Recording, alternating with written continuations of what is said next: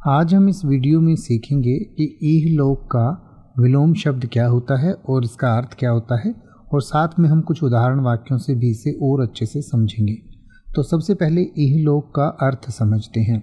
इहलोक का अर्थ होता है यह लोक। यह लोक मतलब जिस दुनिया में, जिस संसार में अभी हम जी रहे हैं या जिस जीवन में अभी हम जी रहे हैं उसको आप इहलोक कह सकते हैं।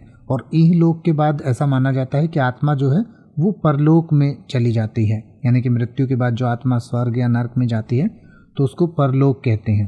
तो इहलोक का विलोम शब्द यानी कि विपरीतार्थक शब्द होगा परलोक, और परलोक का अर्थ होता है मृत्यु के बाद की दुनिया या स्वर्ग। आइए अब हम इहलोक और परलोक को कुछ उदाहरण वाक्यों से समझें।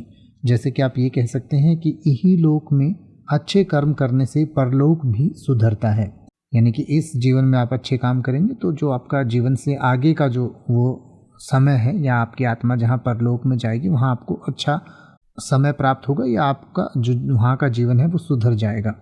या फिर आप कह सकते हैं इहलोक के सुखों को त्याग कर वह साधु बनने चला गया, यानी कि इस दुनिया के सुखों को त्याग कर वह साधु बनने चला गया।